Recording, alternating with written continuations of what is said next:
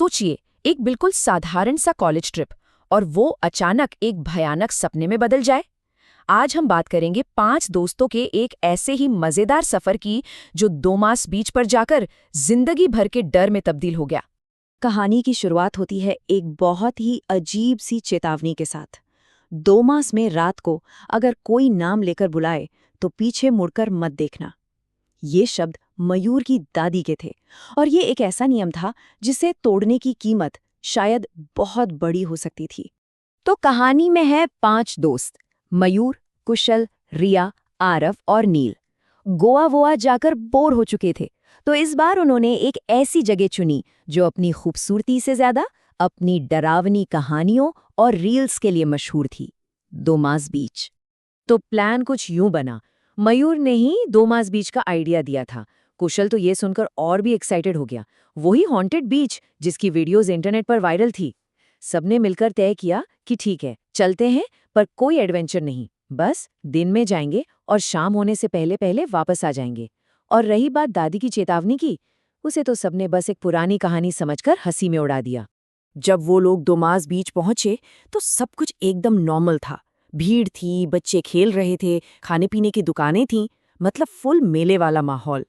पर उन्हें ये नहीं पता था कि इस जिंदा दिल नज़ारे के ठीक नीचे एक बहुत ही गहरा और काला राज दफन था। देखिए, दिन के उजाले में 2 मास बीच किसी भी आम टूरिस्ट स्पॉट जैसा ही है, लेकिन जैसे ही सूरज ढलता है इस जगह की असलियत सामने आने लगती है। ऐसा कहा जाता है कि ये जगह सदियों तक एक शमशान घाट हुआ करती थी और यहाँ की जो काली रेत है ना, वो इंसानों की जली हुई राख से बनी है।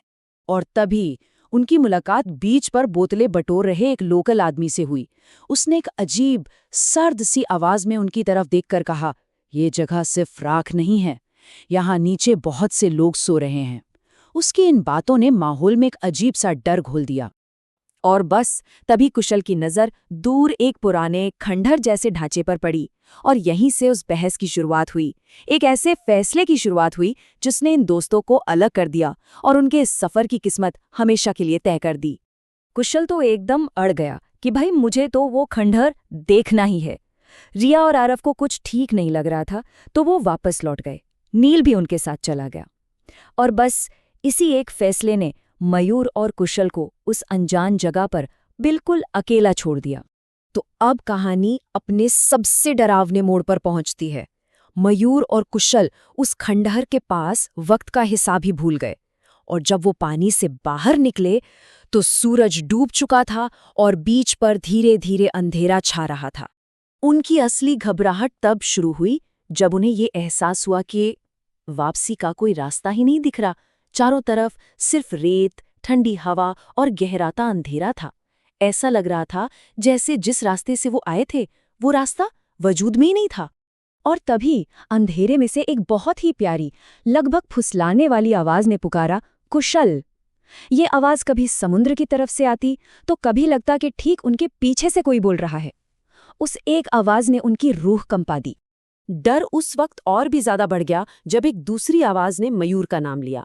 और ये आवाज किसी और की नहीं बल्कि मयूर की अपनी दादी की थी। वही दादी जो 8 साल पहले खेतों से लौटते वक्त रहस्यमय तरीके से गायब हो गई थी। इसके बाद जो हुआ वो किसी बुरे से बुरे सपने जैसा था। हवा में अचानक जलती लकड़ी और मांस की गंध फैल गई। दूर से राम नाम सत्य है कि धीमी आवाजें आने लगीं। फिर उन्होंने सफेद कपड़ों में कुछ सायों को अपनी तरफ आते देखा। अचानक कुत्तों का एक झुंड उन्हें घेर कर भौंकने लगा और पलक झपकते ही गायब हो गया। और आखिर में समंदर में से एक बहुत बड़ी चमकती हुई चीज बाहर निकली। अगली सुबह हुई जब उनके दोस्त और परिवार वाले उन्हें ढूंढने पहुंचे तो उन्हें जो नज़ारा दिखा वो बेहद चौंकाने वाला था। कहानी अभी खत्म नहीं हुई थी बल्कि अब शुरू हो रही थी। मयूर और कुशल पानी के पास बेहोशी की हालत में मिले। उनके कपड़े पूरी तरह से गीले थे और शरीर रेत से सना हुआ था। जब उन्हें होश आया तो दोनों को तेज बुखार था और उस रात का असर इतना गहरा था कि मयूर आज भी सालों बाद नींद में उस जलती लकड़ी की गंध से डरकर चीख उठता है। तो 2 मास बीच की ये कहानी ना अपने पीछे एक सवाल छोड़ जाती है। क्या सच में कुछ जगहें अपने अतीत को, अपनी यादों को कभी नहीं छोड़ती? या ये सब सिर्फ हमारे मन का वहम होता है? सवाल ये है कि ऐसी किसी जगह पर जाने की हिम्मत कौन करेगा?